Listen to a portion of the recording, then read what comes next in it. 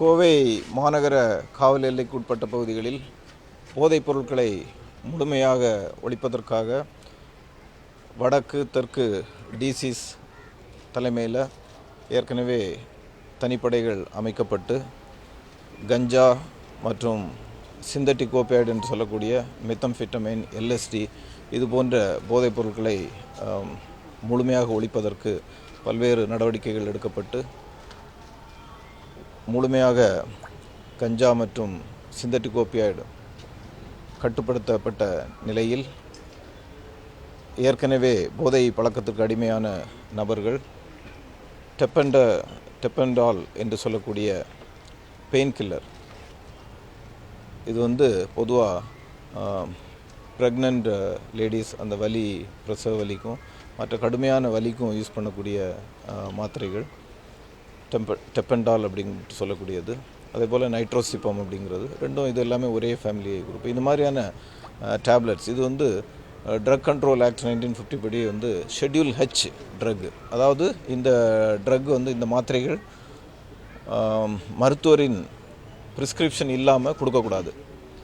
இப்போ ஏற்கனவே டிஜிபி சாரோட இன்ஸ்ட்ரக்ஷன் படி இங்கெல்லாம் ஃபார்மசூட்டிக்கல் கம்பெனிஸ் எல்லாம் கூப்பிட்டு, மெடிக்கல் ஷாப்ஸ் எல்லாம் கூப்பிட்டு மீட்டிங் போட்டு, ஒரு 3 மாதத்துக்கு முன்னாடி மீட்டிங் போட்டு இந்த மாத்திரைகள் ப்ரிஸ்கிரிப்ஷன் இல்லாமல் கொடுக்கக்கூடாது அப்படின்னு சொல்லி பண்ணதுக்கப்புறமா இங்கே கோயம்புத்தூர்லேயும் சரி, சுற்றியுள்ள பகுதிகளிலையும் சரி, அந்த மாத்திரைகள் யாருமே மெடிக்கல் ஷாப்பில் கொடுக்கறதில்ல. அது மாதிரி ஓவர் தி கவுண்டர் கொடுக்கறதில்ல. அதனால் என்ன பண்ணுறாங்கன்னா, கர்நாடகாவில் போய் இந்த மாத்திரைகளை வாங்குகிறாங்க. இப்போ ஒரு கேங், ஒரு 5 பேர் இன்றைக்கி அரெஸ்ட் பண்ணியிருக்கிறோம். இதில் ஒரு நபர் கர்நாடகா மாநிலம் ஹூப்ளி பகுதியை சேர்ந்தவர். இவர் மேலே ஏற்கனவே ஏப்ரல் மாதத்தில் ஆர்எஸ்புரத்தில் இந்த மாத்திரை பிடிபட்ட போது எங்கேருந்து வந்தது என்று நம்ம புலன் விசாரணை பண்ணும்போது இந்த நபருடைய பெயர் பிரவீன் செட்டி என்ற நபர். இவர் கர்நாடகா மெடிக்கல்ஸ் அப்படின்னு சொல்லி ஹூப்ளியில் இருக்குது, அதனுடைய அந்த மெடிக்கலில் வேலை பார்க்குறாரு. அந்த மெடிக்கலுடைய உரிமையாளர் வசந்த் செட்டின்னு சொல்லி அவருக்கும் இதில் நாலேஜ் இருக்கிறது தெரிய வருது. இது என்னன்னா, ஏற்கனவே இந்த மாத்திரைகள் தயார் செய்யக்கூடிய கம்பெனி பாம்பேயில் இருக்குது. ஹீலிங் டச் அப்படின்னு சொல்லி ஒரு கம்பெனி, அதுதான் அந்த மாத்திரையை ப்ரொடியூஸ் பண்ணுறாங்க. அதோடைய ஸ்டாக்கிஸ்ட், சூப்பர் ஸ்டாக்கிஸ்ட் ராஜேஷ் அப்படின்னு சொல்லி ஒருத்தர் எகெயின் ஹூப்ளி தான் இருக்கிறாரு. அவர்கிட்டருந்து இந்த மெடிக்கலுக்கு இந்த மெடிக்கல்லேருந்து இந்த பிரவீன்கிற நபருக்கு அந்த நபர் இங்கே நம்ம கோயம்புத்தூரில் நிறைய பேருக்கு சேல் பண்ணியிருக்கிறாரு. ஏற்கனவே கைது செய்யப்பட்ட வழக்குகள்லேயும் அந்த நபர் தான் சப்ளை பாயிண்ட் அப்படின்னு சொல்லி சொன்னதுனால எஸ்ஐ மனோ தலைமையில் தனிப்படை கர்நாடகா மாநிலம் ஹூப்ளி பகுதிகளெல்லாம் போய் புலன் விசாரணை மேற்கொண்டு அந்த நபரை பற்றிய முழுமையான தகவலை சேகரித்த பின்பு அவர் அங்கேருந்து எஸ்கேப் ஆகிட்டார். அதுக்கப்புறமா புலன் விசாரணை தொடர்ந்து மேற்கொண்டதில் இங்கே கோயம்புத்தூரில் அவரோட சேர்ந்து 5 நபர்களோட கைது செய்யப்பட்டிருக்கிறார். இப்போது இந்த நபரோட விசாரணை பண்ணலே இதுவரைக்கும் கடந்த சில மாதங்களில் மட்டுமே 1 லட்சத்துக்கு மேலே டேப்லெட் கோயம்புத்தூரில் சேல் பண்ணியிருக்கிறாங்க. இந்த டேப்லெட் இன்ஜெக்ஷன் ஃபார்மில் எடுத்து ரொம்ப ஒரு ஒரு மோசமான பின்விளைவுகளை ஏற்படுத்தக்கூடிய மாத்திரை இது.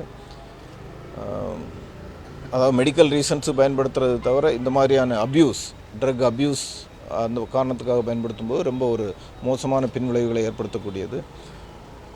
இதை இப்போ இன்ஜெக்ஷன் சிரிஞ்சு இங்கே லோக்கலில் உள்ள மெடிக்கல்ஸில் கோழிக்கு இன்ஜெக்ஷன் போடுறது, புறாவுக்கு இன்ஜெக்ஷன் போடுறது அப்படின்னு சொல்லி பொய்யான தகவலை சொல்லி அந்த சிரிஞ்சஸ் வாங்கி, அதுக்கப்புறம் அதில் சலைன் பாட்டில் வாங்கி சலைனில் மிக்ஸ் பண்ணி இது மாதிரி அப்யூஸ் பண்ணுறாங்க.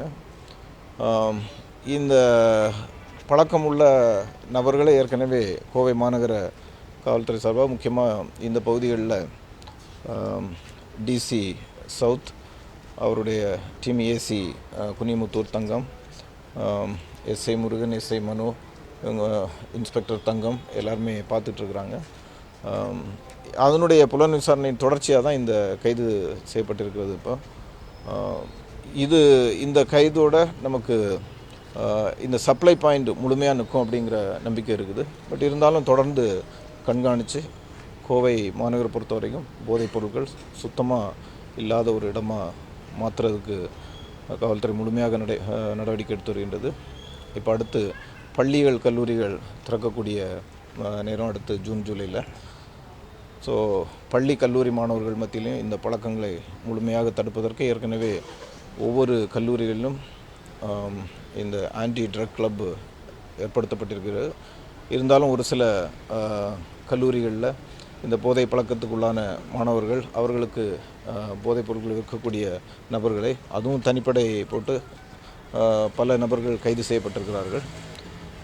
இப்போ இந்த ஸ்கூல் காலேஜஸ் திறக்க முன்னாடியே முழுமையாக நாம் இந்த ட்ரக்கு, குட்கா போன்ற பொருட்கள், கூலிப் போன்ற பொருட்கள், அதுவும் விவேக் எஸ்ஐ தலைமையில் தனிப்படை நிறைய சமீப காலத்தில் பிடிக்கிறாங்க.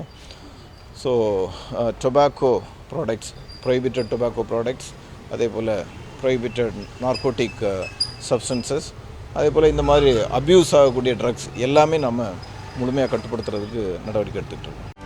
செய்திகளை உடனுக்குடனும் துல்லியமாகவும் தெரிந்து கொள்ள சப்ஸ்கிரைப் பண்ணுங்க.